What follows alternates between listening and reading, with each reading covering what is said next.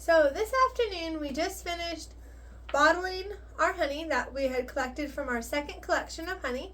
We still have our third collection, but we haven't extracted it from the frames yet. So that's still in the cooler. We took it from the hive, but we just haven't extracted it yet. So this is finishing up our second collection. And so the way that we bottle our honey is we bottle it in three different ways, and this is how we would sell it too. So we have our 1 pound container, our 2 pound container. This is another 1 pound container. So 1 pound, 2 pound, 1 gallon buckets.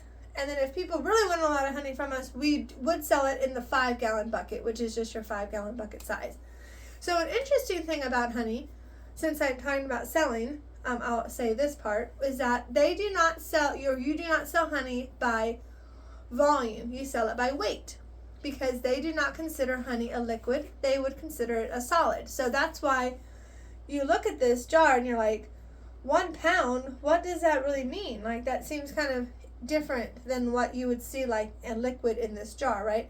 So normally 16 ounces is in like a pound, right? And this is like a jar. This is actually a 12 ounce jar if it's liquid. But this is really considered a 1 pound jar of honey. So it's just a little information why, like, because if you buy honey, you'd be like, well, why do they say pounds, right, instead of ounces and stuff? But you don't sell it by ounces, you sell it by the pound. So just a little tip, and that the reason is because they consider it a solid, not a liquid. Now, the reason they do that, I don't know the answer to that. So if you know the answer, leave it in my comments. That would be really interesting to know why they do that. So, okay. So we finished bottling this, and check back on my video while we were bottling, because I had some really good information and some really good tips on how to bottle it, when you know it's ready to bottle, and some other information about the honey. So go back to that video and see that. But on this video, I'm going to talk about what I just said, and then also about how we process, or what do we do with our honey? How do we get it from this to this stage? So we just extract it from the bees, and then we bottle it, okay? We don't process it. A lot of honey that you would buy at the store, or other people that you know who have bees, they may process the honey. Processing the honey means that they're going to heat it up to a high temperature, which is going to kill some of the bacteria, and it's going to stabilize that honey to last longer. Now, 2 things about that. First of all, I don't think that it's good to kill the good bacteria, right? Because that's healthy for you. Raw honey is healthy for you. It's good for your body. It's good for your lots of things of you. It's good for you.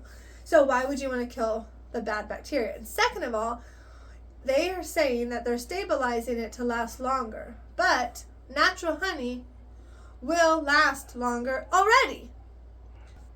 So natural honey lasts already a long time anyways.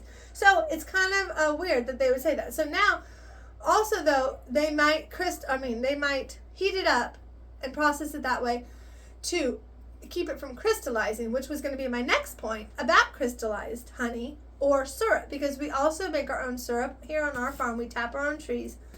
We tap maple and we tap black walnut, and we make our own syrup. Now, of course, syrup, you do heat up the sap to make the syrup, which that is just how you do it. But anyway, so crystallizing, because it has happened with our syrup, and not with our honey, because this is our first year we've ever had honey. But if you were to see crystallized honey or syrup, that does not mean it's bad. It doesn't mean it's bad at all. So actually, the more I talk about this, the more I think about this. It's really silly to process honey.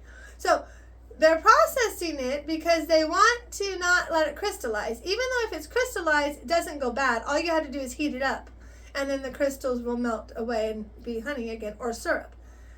But yet when they process the honey, they're taking away the good bacteria and the good qualities of it. So definitely I would not suggest to process your honey. Eat raw honey. It's better for you. So this is pure raw Iowa honey at our farm. But anyway, so back to syrup too though. So if you see crystallized syrup or honey, what that is like you would see like these things in the honey or the syrup. All that is like the sugar, getting hard in there. And like I said, all you have to do is heat it up, and then, but not to high temperature, just heat it up, and then it will go back to the original form. So like with syrup, that's okay because most people like warm syrup anyways. So it does not mean, crystallization does not mean it's bad. It's not going to hurt you. You don't need to throw it away. It's just fine. So anyways, here at our farm, we don't pasteurize or process anything like that. Like we have our milk cow. We drink raw milk too. That has the good benefits too. And guess what? It's healthy for us. And another thing about that, because some people probably is going to comment on this video saying, well, you don't want to get sick. That would not be healthy. That wouldn't be safe to drink unpasteurized things, right? That's how people are. If you are the one who's going to comment that, first of all, I will tell you something. That to be safe with unpasteurized stuff, it's not that hard. You have to just use common sense. So, for example, when we milk our cow, make sure your equipment is clean. Make sure you're milking the cow in a clean area. Make sure the cow itself, her udders and her teats are clean. And there's not, don't let the, dirty stuff get into your milk, which it's not that difficult to do. But so you're going to milk her into the bucket, and then you're going to strain it and then put it in the fridge. Get it cool as quick as you can, right? Cool as quick as you can. But so honestly, so really though, think about that. I mean, there's no way that could make you sick. I mean, that's just your good stuff is in that milk.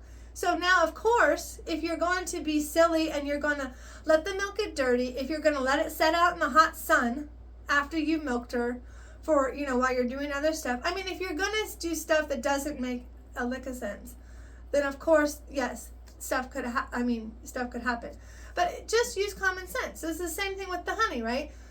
We take it from the bees, then you're gonna put it in take those frames of honey somewhere clean, then extract it, and then put it in the clean buckets, keep it clean, then put it in your bottles.